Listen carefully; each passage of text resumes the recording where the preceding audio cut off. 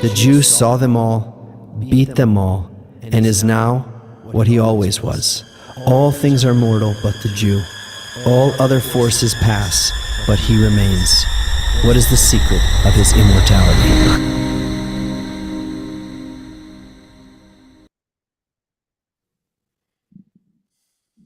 Can't hear you.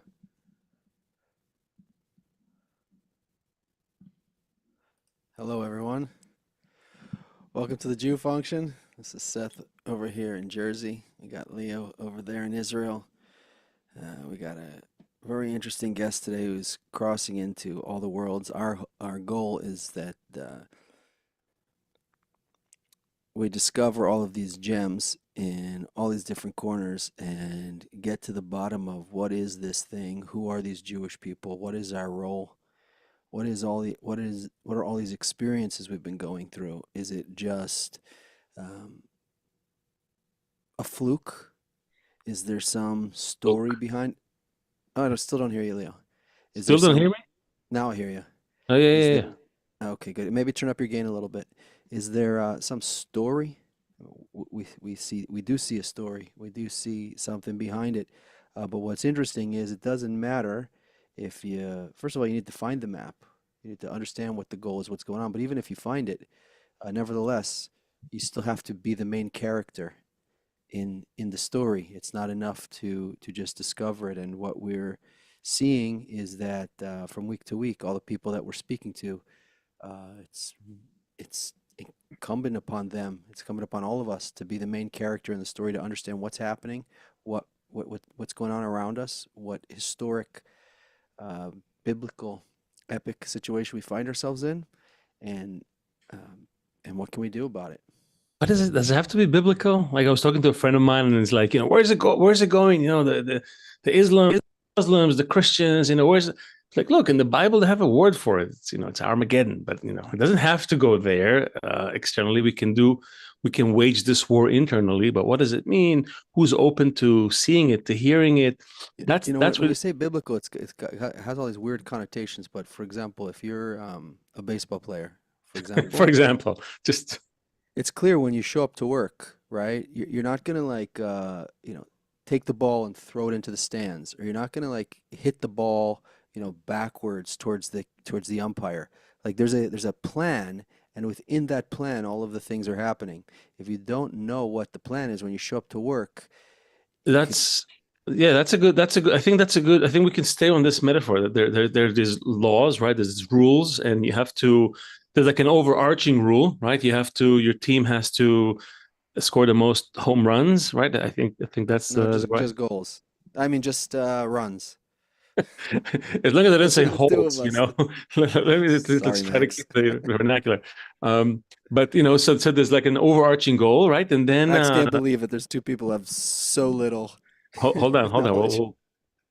We'll call Max in a second, but so you have this overarching goals, and then you have these rules, and if you break the rules, there's all kinds of penalties and things you can and cannot do. You can't just walk off the court and then decide or sit down and decide you're not playing. That someone's going to take you out, right? There's a certain if you're in the game, you have to play it, right? So I think what we're starting to see in the world today is that there is some sort of a game going on, and we know some of the rules. We don't know some of the other rules, and so whenever we break a rule which you haven't really learned yet, it hurts. We see that. Sometimes we have to break the rules repeatedly before we realize that we're breaking it and we're getting hurt in the process, because it's kind of like the system kind of works. It's an analog system. It's not there's no the umpire is not like calling it like on the spot. It's like, all right, we'll let it'll come to you, right? After a few rounds.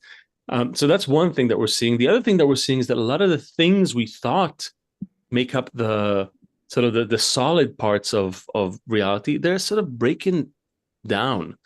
It has to do with boundaries, borders, populations, demographics, but also individually. I see, like, culturally, mindsets, things I thought were one way, they're now becoming another way.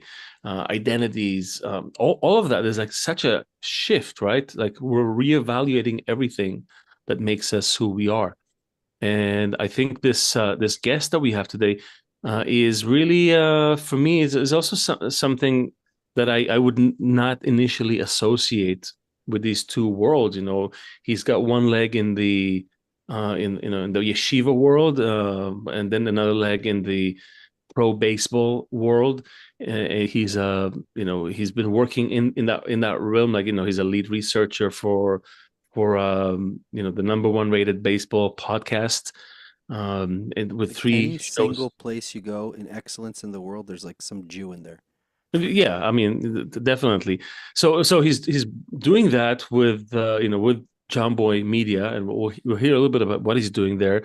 But he also is sort of an activist against anti-Semitism. So he's got like this Jewishness, which is again something you don't see often, but you're starting to see these things mix. They seep into our world. You can't just kind of sit on the sideline and say, I'm just doing my baseball thing. No, people become more nuanced, more varied, and it's I think these changes they imply that people are starting to change their minds, and that's why reality is changing as well. It's not just a one-sided street. It's like things change on the outside, it forces us to change on the inside, and then in turn the way we view things change, and then things change. So very interesting time to ask oneself, what does it mean to be a Jew? Why is there still Jewish hatred, and how do we solve it? And for that, we brought a baseball expert. So I think that without further ado, I'd like to welcome Max Mannis onto the Thejewfunction. Max. Yeah, Max. Thank you guys for having me. I appreciated all the baseball analogies in the introduction. You guys told me before we got on the call, you said like we know next to nothing about baseball, but then you worked in like 7 baseball metaphors in the first Leo like 2 called the minutes of field a podcast. court. And we talked about penalties, the penalty box, I think. So Okay, Doesn't they weren't matter. all accurate, but yeah, so that was a great introduction. Thanks a ton. So a little more background on myself. I'm Yeah, from New York tell us. City originally. I still live here. I went to Ramaz when I was way younger. For those in the in the New York City yeshiva league world, I went to Heschel. If people know what that is, it's more of a pluralistic type place. I went there for middle school and high school. I don't consider myself someone who was particularly like frum at the time, but I was definitely much more religious than most of the kids in the school.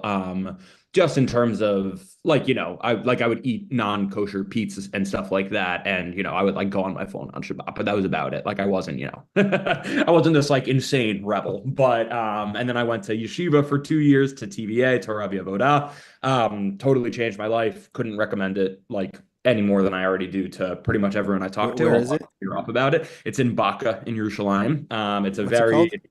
Torah Avodah, TVA. It's a very Tzioni Datilu mi army aliyah chesed Did you place. serve in the army in Israel? I did not, no, and I get crap for it every single time I visit, and I'm going back for Hanukkah, so I'm sure I'll get even more soon. I did Well, not. they might pass a I served in the law. Twitter army fighting Yeah, anti-Semites there. that's good. They might pass a law now. They want to recruit or invite, Yeah. invite to recruit some of the more orthodox segments in the population. It's create Yeah, I know it's a gonna lot be of big uproar. yeah, I don't know. That's a whole other podcast. Anyways. Or is it? Yeah, so like Or you is guys it? Yeah.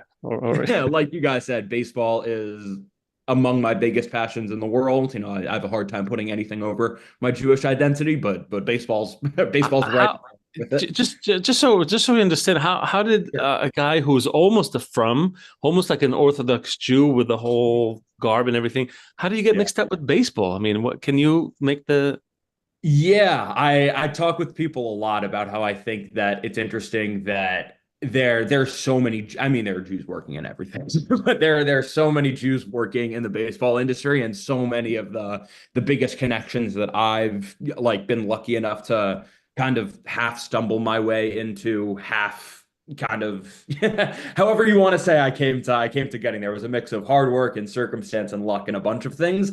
But a whole bunch of the biggest connects that I have in the baseball industry are Jewish, religious, not religious in any way, shape, or form.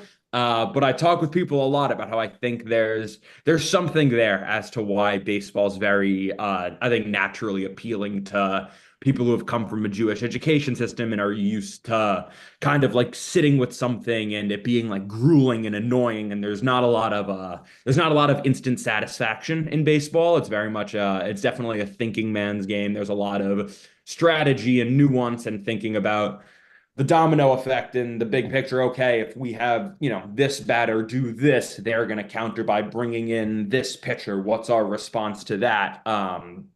There's just a whole bunch of intricate nuance to it that I think takes a certain type of mind to appreciate. And I think that that's one of the things that we do really well in the Jewish education system is that we kind of really drive that point home of like you gotta sit with something and struggle. And like I remember I had teachers growing up that would say like there's no such thing, like never come to me and say I'm done learning, like, oh, I'm done with my learning for today, I did the assignment. Like there are, like the biggest gadol and the biggest sages in the world, it's impossible to ever be truly be done learning because there's always commentaries on top of commentaries on top of Right. commentary, opinions. And I do think there is something very similar there in terms of you always want to be one step ahead. You always want to be thinking about the bigger picture, kind of like what the approach kind of you guys are taking to this conversation of the root causes of anti-Semitism and not looking at the when anti-Semitism happens, what comes next, but more kind of taking a step back and looking full picture. I think there's a certain type of nuanced mind that it takes to have that conversation. And I think that the strategy and intricacies and markets and everything that plays into being like a diehard baseball fan is, there's a lot of overlap in that Venn diagram. And in if you addition will. to like, if you wanted to understand how a game turned out the way it did, there's Mhm. probably so many things behind it, baseball things, Mhm. athletic things, uh, just all those kind of the weather and things, and then even behind that, like I ascertained from learning a little bit about you that there's like a whole, and there was also a movie about it which I didn't see yet, but there's just like the business behind it, like who's like buying and selling different players and stuff. So like you're watching a game, you think it's just a game and how the game, but then there's people like in suits who raised money, bought, sold this to buy that, and this to get this player to put that player with this player, or something. And you see that there's so many um, factors that Mhm. bring you to the win. The guys sitting in the stands, most of them probably just hit the ball farther, like run faster, throw it more accurately. And then someone like you is watching the game and you're understanding the business transactions that happen to get here, what's going on with the piece of property they're trying to develop. Are they going to move the stadium? How did this guy do this? Just hundreds and hundreds and hundreds of data points that bring you there. And Leo and I are that way about this topic because we see hundreds and hundreds of data points that when you understand them, it's totally obvious.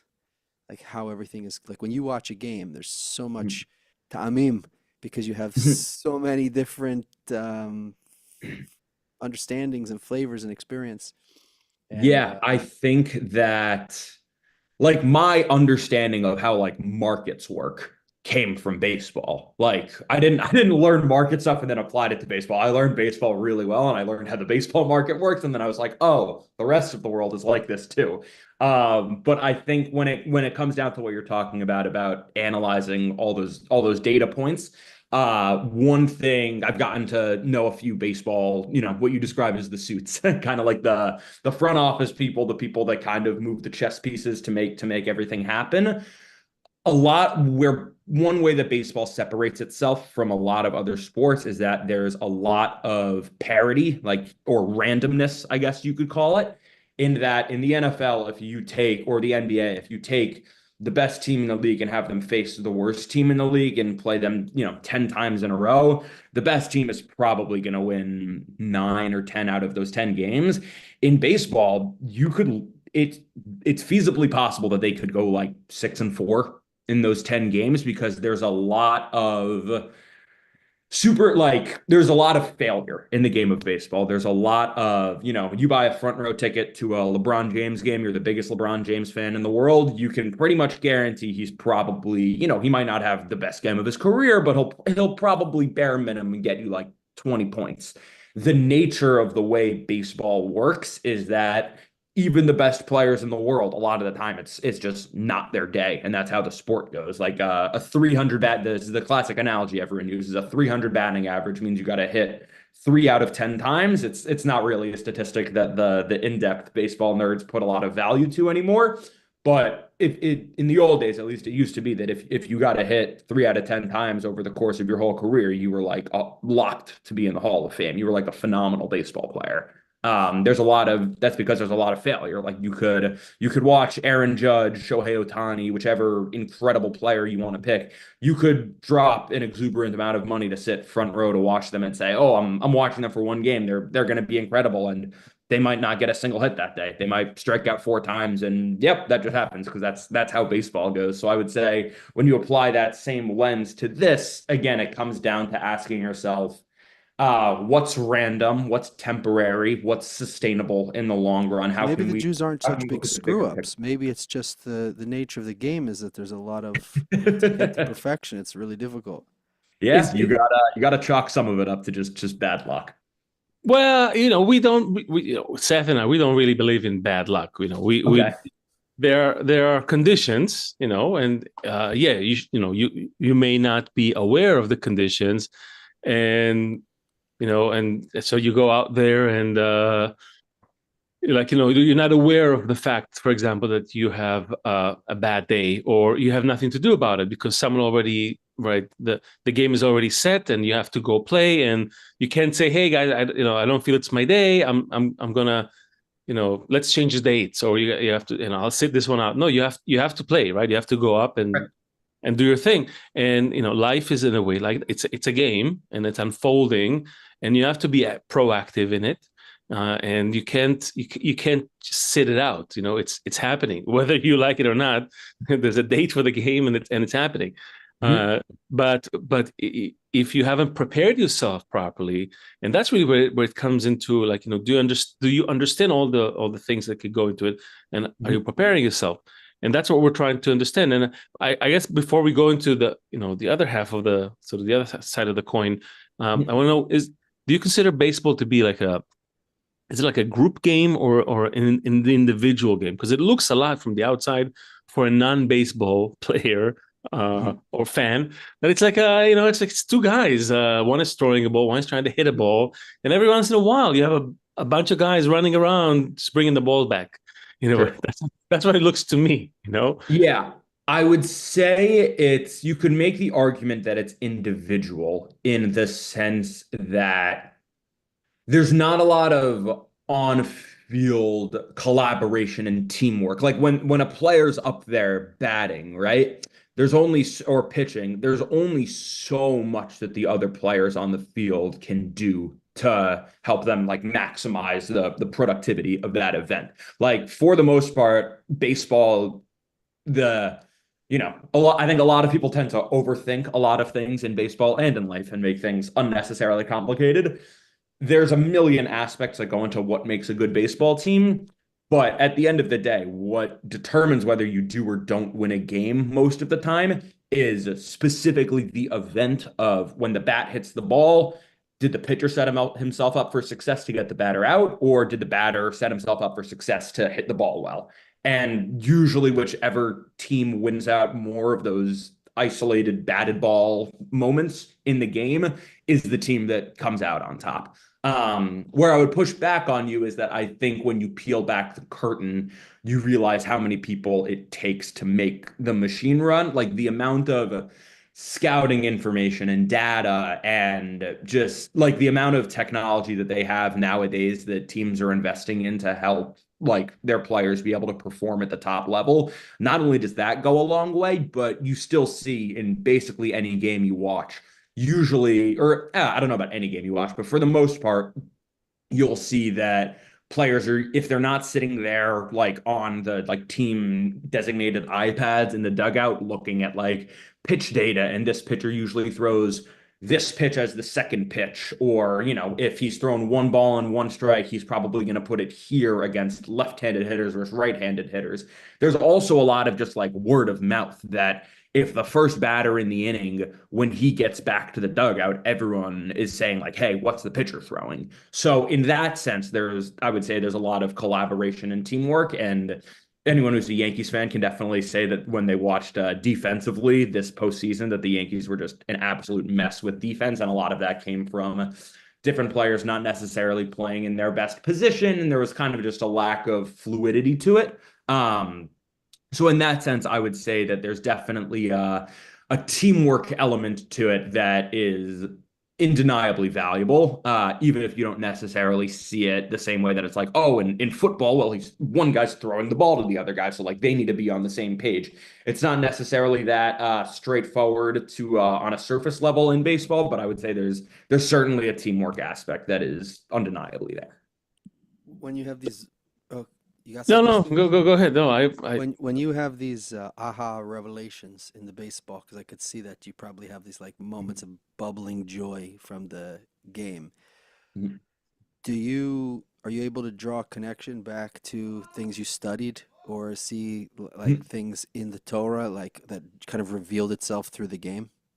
My first year in yeshiva, I wrote I remember actually. So if you guys know the name Ezra Schwartz, he was an Israeli gap year student that was murdered by terrorists.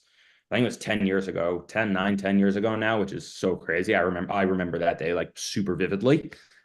Just hearing the news. His brother's a friend of mine that I went to camp with for years and years and years. And then his brother and I ended up going to the same program in Israel together. So I remember, like one of the big things that they kept talking about when Ezra was killed was that he was just this huge baseball fan, and many of the things that the families invest in his memory are like, you know, if you're a baseball player in Israel, it's slim pickings in terms of the resources available to you. So they got a lot of funding and built like a gorgeous field in Renana, which you're not going to find the whole lot of baseball fields in Israel, but they were like, this is important for us to do.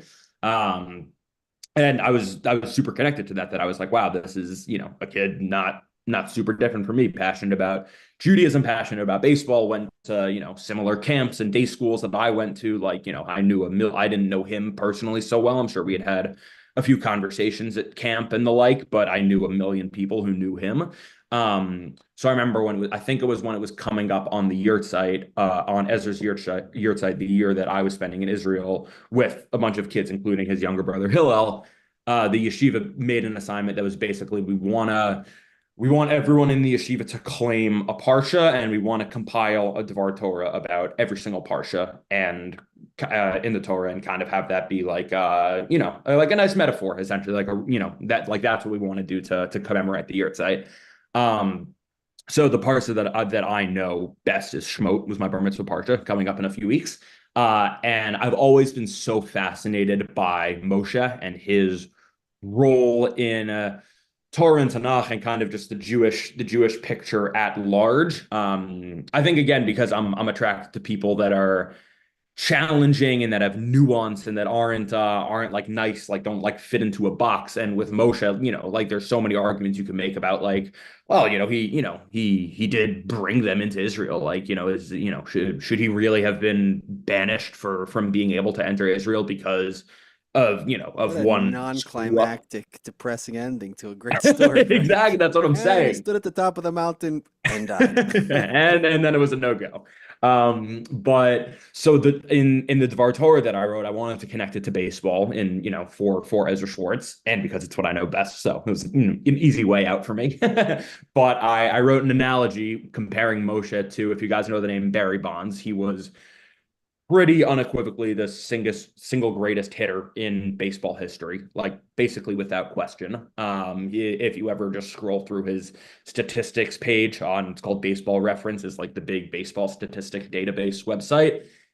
They always mark in bold or italics if you like the statistics that you led the league in that year. And his page, it's a joke. It's like all bold, all italics. But they found out later in his career that after he had already basically put together a Hall of Fame caliber career, that he had started using steroids.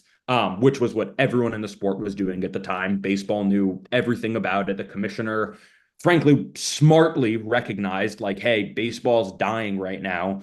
All these dudes are, juiced giant muscles, like crushing home runs. Everyone likes watching home runs. It's like the best thing baseball has going for it to casual fans. And those dudes saved baseball, basically. Like, in terms of the interest in baseball was at an all-time low after they skipped the 1994 World Series because there was a labor disagreement between the owners and the players, and baseball was in a dark point after that. And all these dudes started juicing, started crushing home runs, and it saved baseball. And the league basically said, like, hey, we should let this keep happening and just sweep it under the rug because it's great for our television numbers. And then as soon as everything became public, the league totally denied that they had any knowledge, said, no, we know nothing about this, suspensions, whatever, the whole thing.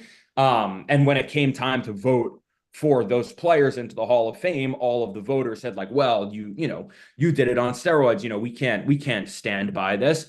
But they, turned a blind eye to the fact that the commissioner knew everything about it, and he's in the Hall of Fame to this day. So I basically wrote a paper on the analogy of Barry Bonds to Moshe, and how these are two dudes that unequivocally, based on their accomplishments, deserve to get to their final destination in their head.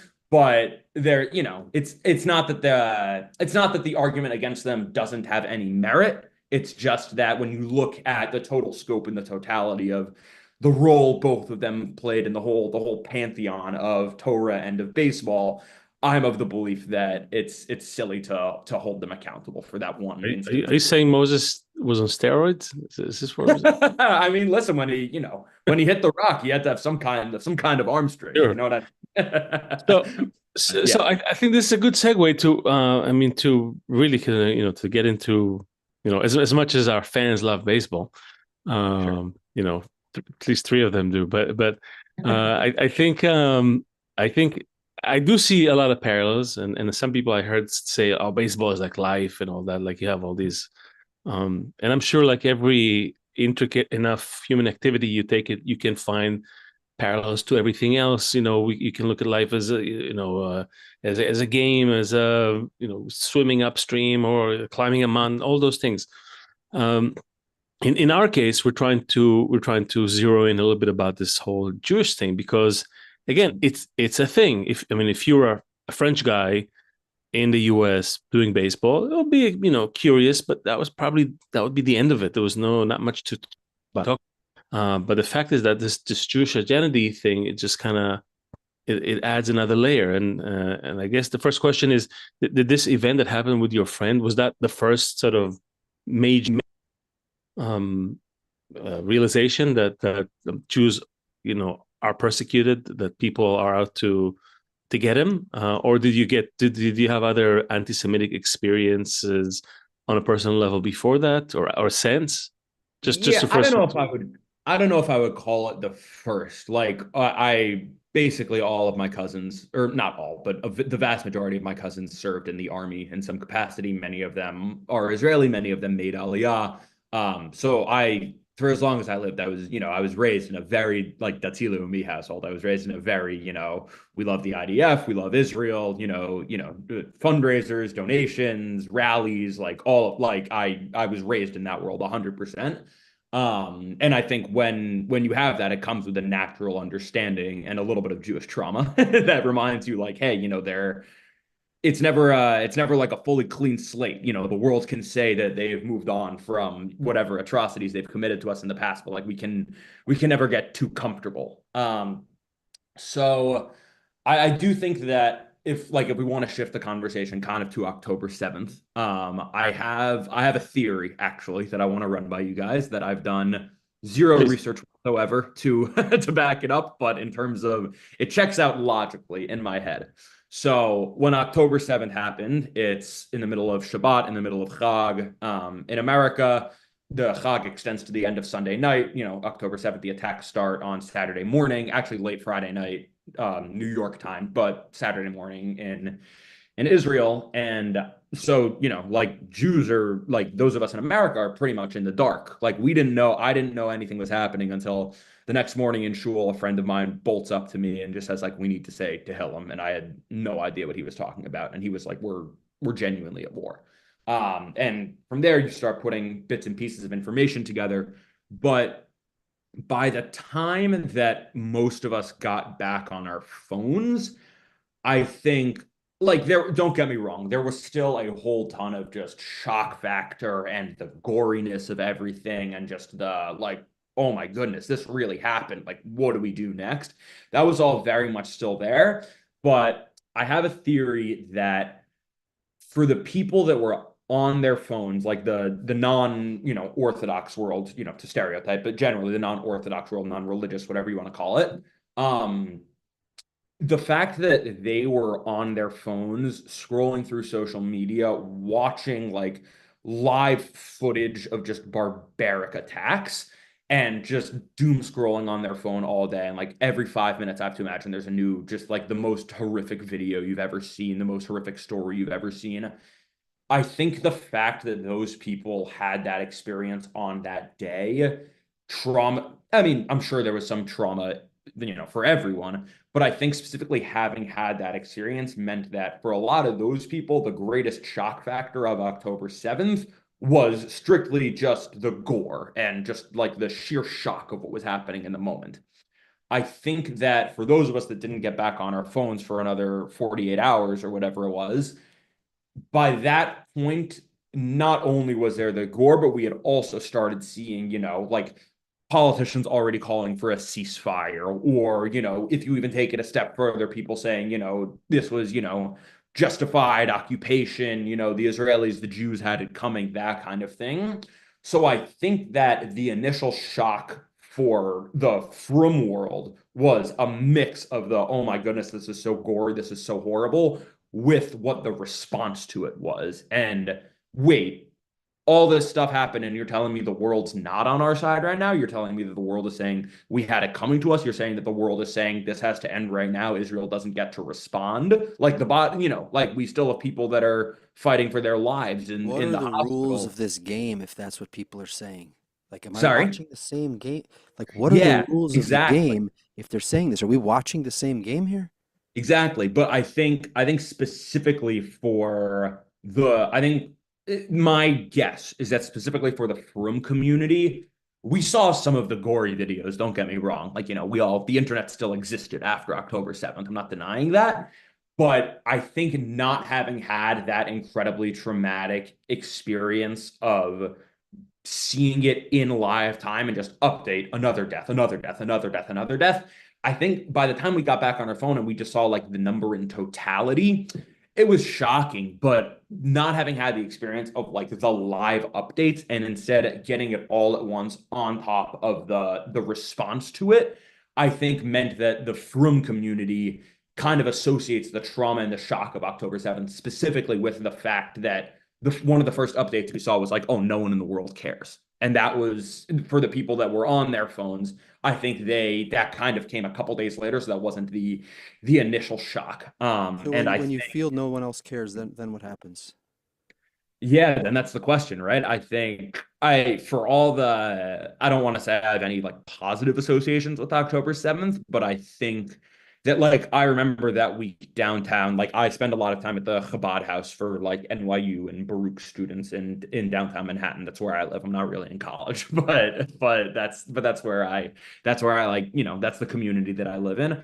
And I remember that there were like so many rallies and fundraisers and blood donations, and we're sending packages to Israel. There were two, I remember, like the Tuesday or Wednesday, like 2 or 3 days after October 7th, just getting a text in the WhatsApp chat being like, two NYU students who say they're Jewish but have never had a bar mitzvah are at Chabad right now and like want to get bar mitzvah. Can anyone please come and, wrap tefillin or do whatever else it is that constitutes that?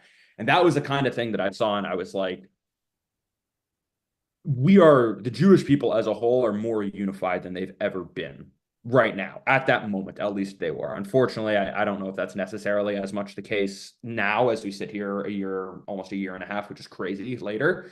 But I remember thinking to myself at the time, like, we can't afford to lose this unity. Like, sure, there might be, natural ups and downs. I'm not saying that we're all going to be like, like that for every single step of the way after this.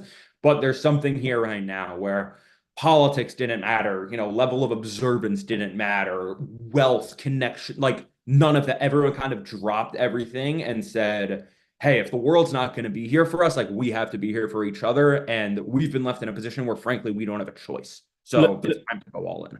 let me ask you, Max, did you, back then or now, a year and change later, did you connect also the events themselves of the 7th, this whole crisis unfolding, with the lack of unity, or only the upshot of the event being unity?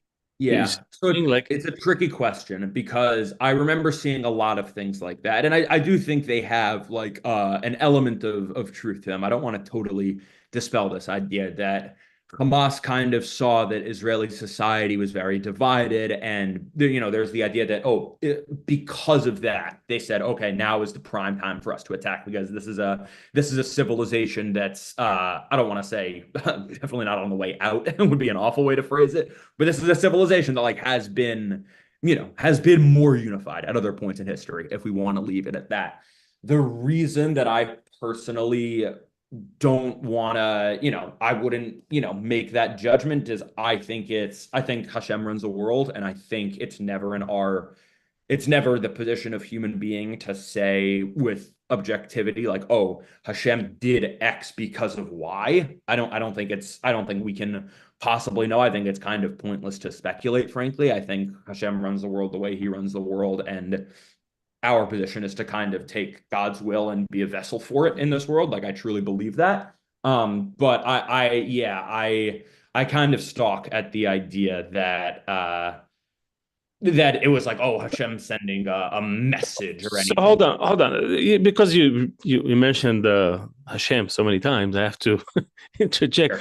Sure. We our friends. We have a lot of friends who spend a lot of time collecting, quote after quote after quote from, So it's one thing to say, yes, we do agree that I can't sit here on my level and something to know with objectivity or, what's beyond, the force that governs everything.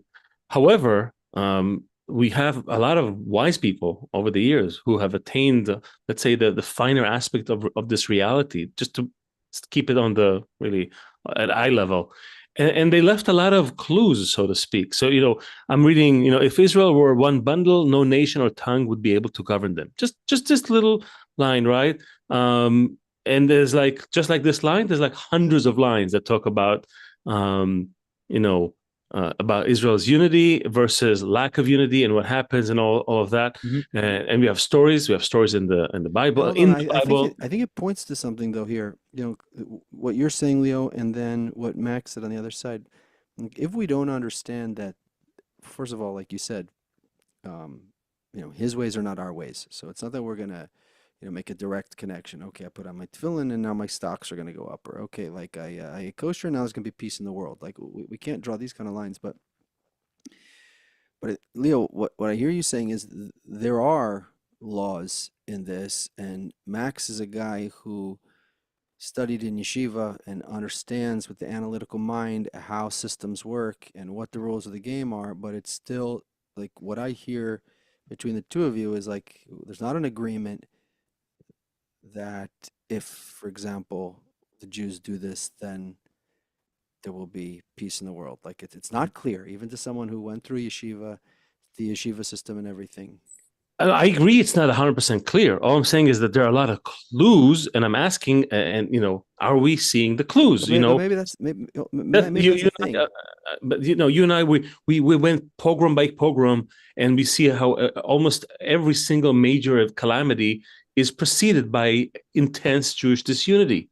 Like we see, like so you can say, oh, coincidence. What I'm saying here, it's becoming clear. It's clear, Max. Go ahead. It looks like you were about to say something. Yeah, I think you can recognize patterns without saying that they're a reason. I think you can recognize patterns without saying, "Oh, God makes this happen as a result of But that." I let's say think No, like with the leave that pitcher. out of Let's say it. the That's guy's what we looking. said. Hold on. The This guy's is you're, looking like at the you're iPad saying in the from like a dugout. military strategic perspective, then like, yeah, maybe there is something to that. But I don't know. I think are there like, how do you measure unity? No, but Is so it the guy, all the first batter, vibes or are there statistics? the it's first good, batter good hits. question, by the way. He comes back to the dugout, and the guys say like, "What's he pitching today?" Right? Or the guys Mhm. are sitting in the dugout like, normally for a left-handed guy in the third inning, this is what he's going to do. Yeah. And you kind of use that to base what you're going to do on. I think what's bubbling up to the top now is it's not clear. We all the Jews needed this iPad that say like, this is what the pitcher's doing. Like this is Mhm. what's happening. Like October 7th shouldn't have been a surprise.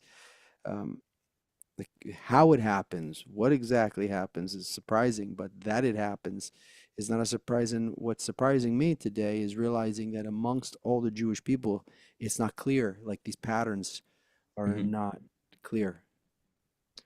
Yeah, again, I think you can recognize patterns, and I think that has objective validity to it. But I think listen, I'm not going to sit here and argue that Jews were incredibly unified before October 7th. I don't know. My guess would be that, unity was on a bit of a downswing from what it had been before, but I don't know how you really prove that. Like if we're all just sitting here making that assumption off of Matt, just there how was it almost felt. civil war in Israel. People were like on the No, verge of civil war. well, are we talking specifically about unity between Israeli Jews or Jews at Well, large? for Because in that's this interesting. in this particular event, let's say, I'm just we're just focusing on what happened on Sure. around these boundaries. Sure. If I were to agree with you, like then what? Like what's the bigger Oh, point that we're trying to okay, prove here? That all it was right, good. predictable? So, well, I put a little pause, open in parentheses, and ask you, what is what does it even mean to be a Jew? That because to us, Mhm. it has to somehow be couched in that. It's not like some sort of a well, there's a little hack to life. If you do this, then that happens, right? If you, it's not, we're not looking for a baseball superstition. I mean, like you spit over your shoulder, you put some salt on the what, you have all these things, right? Sure. And that's nice. That's a good placebo effect. That stuff that's like, it can help you psychologically, it can help the team. This is good. And by the way, sticking together also has that effect on us as well. What we're saying is there a deeper thing. There's a deeper thing happening here, which is some sort of and like I said, understanding, being in harmony with, greater laws of nature. And so Mhm. I'm asking you, maybe if we think it has to do with the meaning of what it means to be a Jew, right? What Mhm. is the meaning of being Jewish in the world today? How would you explain to someone what it means to be Jewish from out of this world, who would come in and say, we ask it all the time? What would you say? I'm curious, because maybe if we figured this one out, it could. Sure. First off, I would just say, like, I disagree with this. I think, correct me if I'm wrong. I think there's an inherent assumption in that question that we need to like explain ourselves to the greater world, which like No, no, to maybe like ourselves. No, to ourselves. sure. Okay, fine. Well, yeah. So what I was going to say is I think explaining it to ourselves is significantly more important than explaining it to the greater world. I think to the greater world, most Hands Jews at down. this point are like, we want to just be left alone. You know Yeah, what I of mean? course. Like we don't have any agenda. We want to just like chill. We don't want to get killed. That's it. That's our only qualification. And play Um, baseball. And play baseball. yeah, I think one of the things that I've noticed frankly across the board that I can't say I have enough familiarity with other religions to say whether this is more or less than other religions. But I think one of the reason that a lot of whether you're talking about the biggest Haredi rabbi in Mea Sharm or the most unaffiliated Jewish, half Jewish, whatever you want to call it, like sure, let's say like baseball, whoever I've met, I think one of the things that appeals about Judaism across the board to all denominations is that it's not that hard to find like one or two things in it that in a vacuum you like. And I think that's the message we should be pushing to everyone is like Judaism is not here to make us miserable. I think it's a big flaw in at least modern Orthodox education is that we kind of start off with hitting you over the head with like the restrictions. And I had a rabbi from yeshiva who would always make this analogy that he was like, if you told someone like, hey, come with me for a couple hours, we're gonna go to a dark room where you're not allowed to talk, you're not allowed to bring your own food. If you make even the smallest noise, people are gonna get upset at you, and you're not allowed to leave. You'd be like, that sounds like that sucks. Why would I want to do that? And then if someone tells you just like, oh, we're going to a movie, like that's what I just described. When you change the framing of the perspective and you focus on the positives instead of the restrictions, it's a game changer. Like you're talking about two entirely different things. So I think that one thing that the modern Orthodox world could afford to do a little bit better is not just hitting you over the head from the jump with like, this is why you can't do X, Y, Z, and this is why it's good for you in the long run. Like, no, start off with like, Hashem loves us, Judaism is good, Israel is good, all these things. Like we should be in the business of trying to sell people on it, not trying to push them off as soon as they try to come in. Oh, okay. So hold on. Yeah. I want to hold on to one thing you said. So you said, Okay. maybe this idea that Hashem loves us. So it's interesting, in the book of Zohar that was written 2,000 years ago, they say specifically, and I quote, specifically, unity and unfounded love among us can lead us to congruous with nature's system. It's like there it is. Nature's system, nature creator is the uppermost law in nature, Hashem, right? All that's just the highest force there is. You can feel it, you can be in connection with that force if you also are in love. So there are a lot of clues. We may use different language here and there, but there are a lot of clues that point to the internality of what needs to be done. As you just said, change the language, look at the internality of what it means. These commandments, these mitzvahs, all these restrictions are really just supposed to apply to how we arrange ourselves to be connected better with one another. If you look a little deeper than just the external envelope, kosher laws and this and that, those are actually guidelines for an internal behavior. That's what the sages say. Talk about unity, though, like you use the example of the fact that, like, Israelis were, protesting in the streets for however many weeks on end. I guess in that sense, you can make a response of an argument to that of like, well, we were still unified in that we all think it's good to live in Israel. A lot of us still think, again, maybe not everyone agrees on not what everybody. happened. Yeah, everyone agrees on like we go by this lifestyle. So in that sense, like how ununified were we truly? Everyone was still saying like, hey, we still agree with the general doctrine. Everyone was still saying like, hey, we still agree that the lifestyle that this lays out for us is still a net positive. Let me like just use, because I'm having fun with the baseball analogies. The guys put on the baseball uniform, they come to the baseball field, everybody gets into the correct baseball position, and everything is going perfect, all the right guys, and the guy takes the bat and he throws the bat into the, just throws the bat at the pitcher. And the next guy comes up. Everything is right. The uniform, this. He just throws the bat at the pitcher. It's like you can have everything, but like, what is the thing that we're doing about it? So, okay, we're on the land. Yeah. Okay, we're here. But now what it is that we have such a high standard. I think that's what it is, Max. That the standard of what we're supposed to be doing is not just is something that maybe isn't really clear yet. Because being on the land, it's like that's got to be a foregone conclusion. Like after 2,000 years, like we better appreciate being on the land. Okay, but now what are we supposed to be doing here?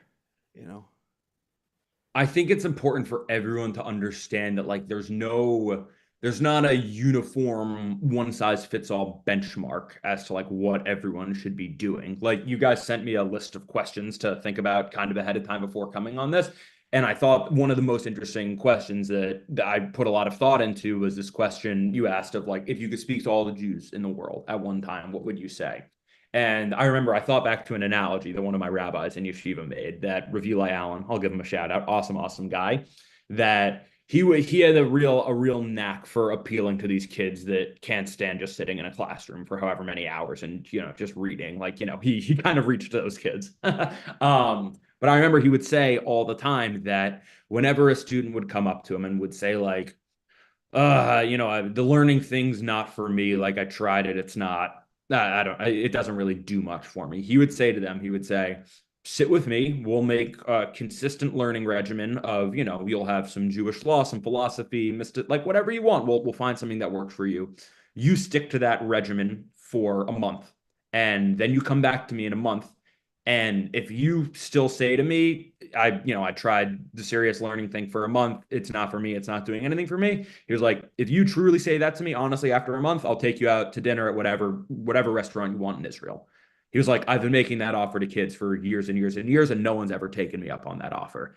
And I think the part of that argument that really, really appeals to me is that there is this sense, again, going back to what I was saying about how like everyone has something they like about Judaism, that if I were to speak to all the Jews at once and just say like, without just telling everyone like, hey, unify yourselves, what's a message that I can give that would resonate to everyone, that would make everyone want to unify? I would literally just say like, find one or two things that you like in Judaism and do them consistently. Do it. It's not, if you love davening, if davening is the thing that really speaks to you, it's not like you're going to daven every single day. Like, sure, maybe it becomes less exciting. Maybe it becomes more of a formality and less of a novelty, but like, you're not going to dislike it. The best way to foster Jewish unity is to get everyone to buy in by finding a thing that they can do. And that doesn't mean having this big doctrine of, okay, all right, no, we'll go with you. We'll go with you. We'll go with you. Sure. However, is there one thing that we can put at the top? Like in baseball, right? Is the top goal is runs, right? Or sure, back home, run back home. Okay, I'll use layman term, right? You're all over it. Okay, I know it's not a baseball term, but I'm deliberately saying it this way. Like, you have to do the thing with the ball and run back home. That's like doesn't matter. Now, some of you is going to be a catcher, some is going to be a pitcher, some is going to be in the field, some is going to sit in the dugout. So we all have different roles. But eventually, this is the goal, the one thing that we all agree on, right? Mm-hmm. We're asking you to take a stab at this one thing that we should all agree on. Like, what should be the one thing, and something. And before you maybe go say Hashem, which I'm saying let's just one notch below, because let's even say we have to agree about Hashem. Okay, no, I'm saying, for example, if someone would say Hashem, say, well, that sounds like, it sounds religious. Maybe I'm not a religious Jew, and we talk in terms of forces in the system, but I'm saying if there's something more, eye level, as we said, something that we can all relate to. That's the thing that we're after here, Seth and I. The one thing that will keep us, I think you got to make it tangible. I think I would say, have you guys delved into like Chabad liturgy at all? We study Kabbalah. So Chabad studies Tanya, which is a certain aspect of it. We are a bit more hardcore. We, Bala Sulam and. Okay, well, I'll say this: if there's one thing that you need to know about the Lubavitcher Rebbe, it is that the biggest thing that he provided and the reason that he reshaped the framework of worldwide Jewry. My rabbi says this all the time. My rabbi Rav Yair from Yeshiva says the best thing about the Lubavitcher Rebbe was he gave people individualized missions. He was able to look at someone, he could know after 5 seconds with someone, he could say, you strike me as someone that if you do this, that's, there's this like metaphor, this analogy of like adding another brick in the Beit HaMikdash. Like if every single person does one thing or lights their fire is another analogy, that if every single person lights their fire, like, we have, now we're in business. And I would say that in that sense, I don't know if there's one specific task that I would say I would tell everyone as like, you have to do this task. But I would say whatever thing you find in Judaism that means a lot to you should be practical and tangible and able to specifically benefit your community. Like, don't tell me like, oh, I love matzo ball soup. I'll eat a bowl of matzo ball soup every day, and that'll be how I connect to Judaism. Like, I'm not saying just to find one thing in Jewish culture that you're like kind of into. Like maybe at the start, maybe that's like a seed for something bigger. But I would say that I truly believe that if every single Jew looked themselves in the mirror and said, what's one thing that I already enjoy? It's not going to take any extra work from me on my end. One thing that I already enjoy and would like to do more that I can double down on that will be for the greater benefit of my community. I think if every single person asked themselves that, it doesn't matter how big, how small, everyone just felt like they were contributing one thing to their community. Not only would the community benefit from everyone adding their small thing in, but everyone would want to be involved in the community and would want to do more. I don't think you would find a lot of people that would be like, well, I did my one thing, I tried out the community is great, but like I don't feel like participating anymore. I think the true litmus test of whether this would be successful would be, how can you find like a foot in the door for these people that kind of takes you, whether you're completely unaffiliated, whatever it is, that gets you just to that entry level of like, okay, you know what? I went to one Shabbat dinner. It inspired me to, what's one thing that I want to do that I can seriously tell you, not only why do I enjoy this, which is to be clear, the reason that I think it's important for you to enjoy it is I think it's hard to make anything sustainable if you don't genuinely enjoy it, or at least if you don't see the long-term benefit of it. I think that's again more of like a baseball front office aspect, is sustainable processes is what wins the long game. And I think, yeah, like start off with what you like and go from there to benefiting your community. And if everyone went all in on that, like think of everything we could accomplish, is what I would say. That's great. So that's great. So has that, has your answer changed? Like this answer you just gave us, has that changed post the 7th, or you always felt this way about the Jewish community at large? In other words, yeah, like is there something that we should be looking into specifically at post October 7th, or this is like this is a good rule for life, taking care of the community? well, one thing that I've said for a long time is, I think, just given my unique background, that I went to like a pluralistic high school that didn't really push, like go study for a year in yeshiva. Like a lot of other high schools very much do push that. And then from there going to a super religious, place, and like I fully bought in. Like I saw the tangible ways that it would impact my life. I was like, I understand why this is beneficial for me. I understand why this is a lifestyle that I want to live. But I realized from doing that there are so few people that are familiar with kind of the way the more secular, like less religious Jewish world does things, and the Orthodox world. Like there's not enough real dialogue between the two of them. So I've long been like a believer of the fact that we need to ingratiate those two communities with each other, and it's not helpful for either one to look at each other as being the other. So in that sense, I would say that I've kind of believed in the innate importance of reaching every single Jew. Like that's always been something that I think matters a ton. I would say what's changed after the 7th is that I think before the 7th, I would have been satisfied with an answer of, like how I said, like if everyone just finds something they enjoy, that's great for Judaism. I think the sense of responsibility and the sense of, hey, if I don't light my candle, no one's lighting my candle for me. Like I gotta pull my weight here. I gotta, like I said, I eat a bowl of matzo ball soup every day. That helps me connect to Judaism. Great, that's my thing. Before October 7th, I would have said, you know what? It may not seem like a lot to some people, but that's how a lot of people connect to their Jewish roots. Knock yourself out. If that's going to be the thing, that should be your thing.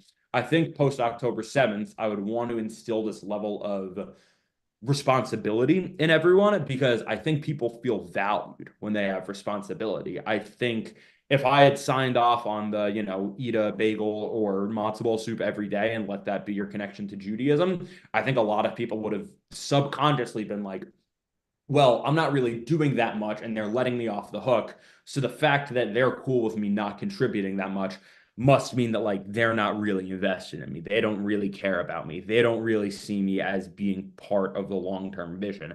And that's why I think like I don't even know if I would call it like tough love necessarily to say that whatever everyone does needs to like have a tangible impact on the community. I would just say it's like practical. Like, hey, we need everyone to pull their weight here. I don't care if you put on tefillin every single day or if you've never heard the word tefillin in your life. Like, we're not gonna win this whole thing at large without every single person pulling their weight. And the reason I'm pushing you to do something that will benefit your community is half because it's for the betterment of the community, but it's for the betterment of you as well, because I don't want you to feel like a charity case that it's just like, oh, I make challah once a week and that's my connection to Judaism. Like, sure, make your challah. You know what? Make 10 challahs, sell them every single week, donate the funds to a Jewish charity that you like, something like that. Like there's a way to benefit the community at large without straying out of your comfort zone. Like if you strictly just go straight from that seat of what do I enjoy and how can I make this beneficial for everyone, I think the possibilities are endless. That's, you actually described a very beautiful state of what we call in Hebrew arvut hadadit, like mutual guarantee, right? Which is it's a big thing. It is a huge part of when Israel stood under the mountain, right, and they were all as one man, one heart, and caring for that whole thing. And we like to quote it, and we're told to repeat it every year for Passover. But somehow it kind of after Passover, it's kind of like, all right, we can go back to doing our own individual thing. How do you think we can keep that sensation and everything you described, and that warmness and everything, and keep it going without being on the what's a good baseball metaphor? The ninth inning? No, there's like Sure. Crunch time, without it being like the most important part. You're saying? There's like the overtime also, like Extra innings. The extra innings, and it's like the end, and you're tired and you're exhausted, and it's like you're about to lose and then you come together, right? Like, how do we do it? How do we keep it all the time? How does this become part of the game?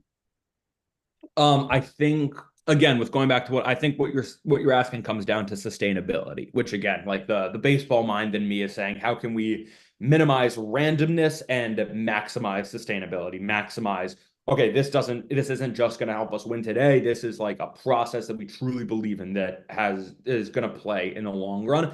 And I don't, I feel like I'm, a broken record at this point, but I do think it really has to come from enjoyment at the end of the day. Like I bet that I have a bunch of rabbis from yeshiva that would probably push back on me for saying that. And they would say, no, you need to start with responsibility and accountability. And once people understand the, why we need to put up with all the restrictions, then from there, then you get to, you got to build the tree and then you get the fruit. I would be I'm very much of the belief that you need the tree in order to have the fruit, sure. And that, one doesn't exist without the other. You need to play the long game instead of trying to get the short-term benefit. But I think you need to give people a taste of the fruit to start. I think the status quo, I think the reason that there are sky-high levels of Jews that are completely unaffiliated or whatever it is, just have no interest in being part of this community, having for, goes back for generations, intermarriage, whatever you want to call it. I think the reason that a lot of those people chose the path that they chose is because the Jewish community kind of tells people like what a terrible pitch is it that we tell people, oh, the one time you should come to school every year is Yom Kippur. Like, I don't blame those people for coming and sitting through those services and not eating and then being like, I want nothing to do with this. Like, what a terrible sales pitch. Like, I think I don't want to downplay the importance of, experiences like that, and the fact that, sure, I'm not saying that everything in Judaism is sunshine and rainbows, but I think we need to open up a little bit of an entry of a pathway for people to understand that most Orthodox Jews and most people who are very invested in their Jewish identity, regardless of the level of observance, they do it not just because, oh, it's what it says to do, but they do it because they enjoy it. People wouldn't stick with it if they didn't genuinely see the benefit from it. And yet we expect people who are completely unaffiliated and have never really done this, we say, oh, well, even though we all do this because we enjoy it, we're not going to let you taste the good part yet. You have to grind for a little bit before. And they're like, why? This is good stuff. This is like, why would I do that? You're touching on something really critical. What? Yeah. Good pep talk. Yeah, I like it. Good locker talk, right? Do you do locker talk in baseball? Yeah. I think this is something that for this generation is really necessary. Everybody is constantly, like you're talking about, scrolling and everything. We're constantly looking, how do I fill myself? How do I fill myself? And we're talking about something that's eternal. We're talking about, this Jewish thing, for whatever it's worth. We didn't get into this conversation too much about this today, but we're talking about this ancient thing. And then you brought up this other piece, and which is fundamental to the Jewish experience with the 12 tribes, and each one's got a different thing. You guys study, you guys work, you guys do this, you guys cook, you guys are the warriors.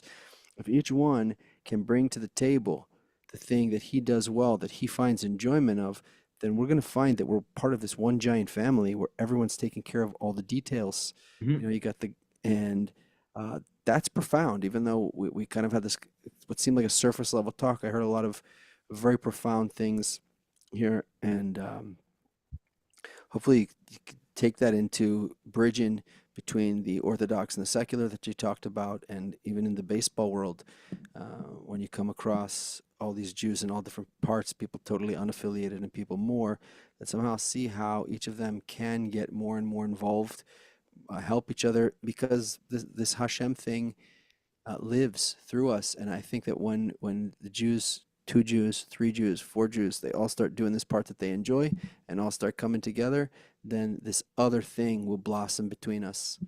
And I think I will also add that I think it's as long as we agree to be all together in this game and play the part in this game, and it's okay, even between ourselves, like it's not us versus the rest of the world right now. Right now we're just talking about our game. Even if we have these different teams or different roles or different whatever, but we're all playing the game. We like all enjoying the game. We're all enjoying the excitement and the friction, but we're not breaking the rules. We're not blowing up the game. We're not, we're gonna sort of agree to stay in the game together. Like I think that's super important.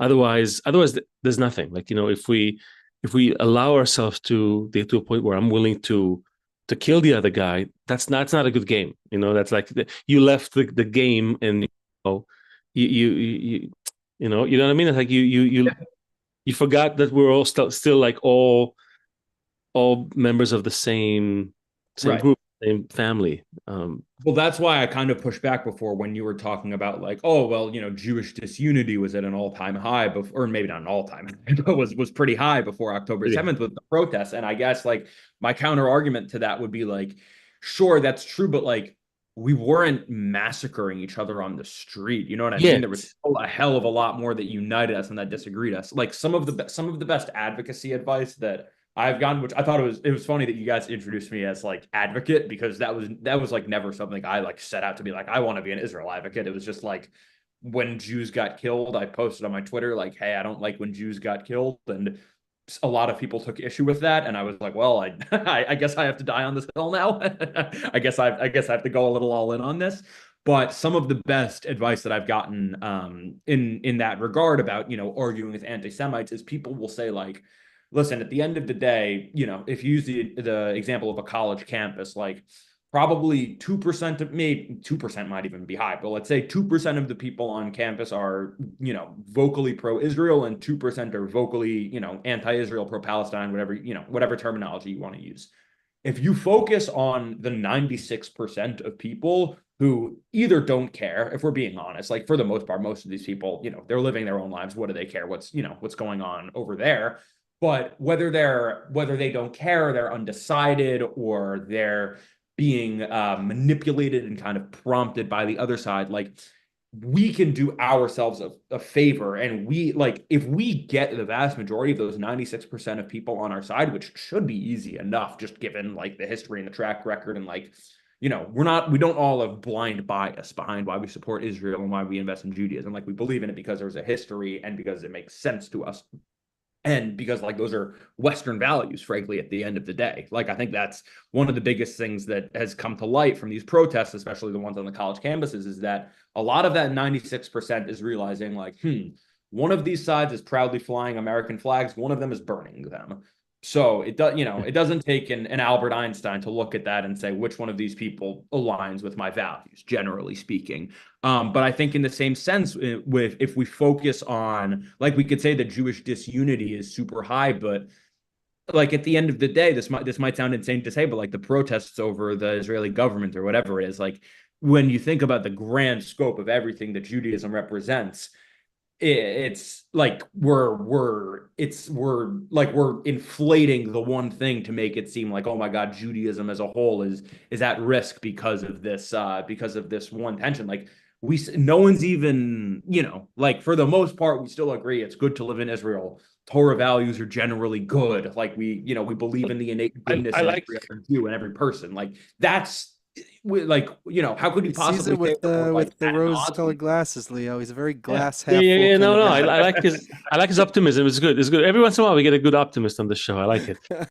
Max, we have to wrap up. Although I feel like we're just getting you started. It's like I put a quote in the chat from Likutei Halachot Maybe you can read the quote, and then we'll close the show. And we'd love to stay in touch. We'd love to have you again. Maybe figure out more ways of collaborating. I feel like this is good energy to have attached to the Jewish people. So I want to keep it close.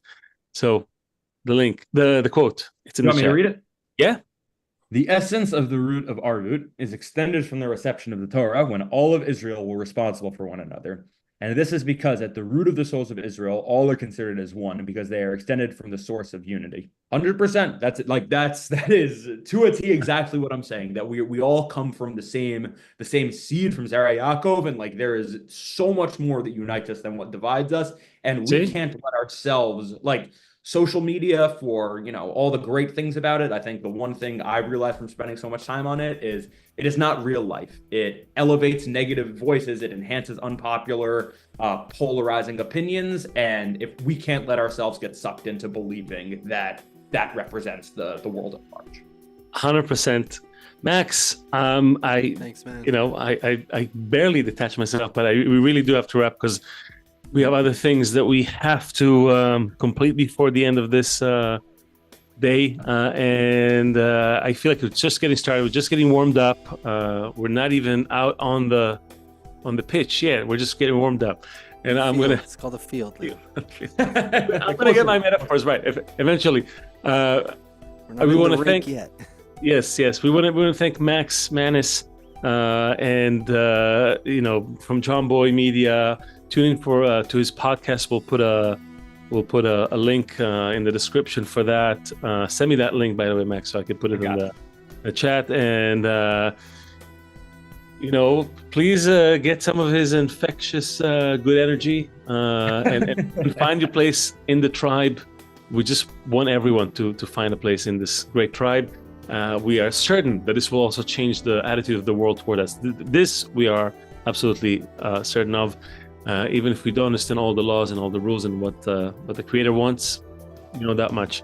So thank you so much. Thank you for being with us. We're the Thejewfunction. Like, share, follow. You can find us everywhere: YouTube, Spotify, Facebook, TikTok, you name it, X. We're there. And we'll see you next time. Thank you guys for having me. Bye, man. Thank you. Bye-bye.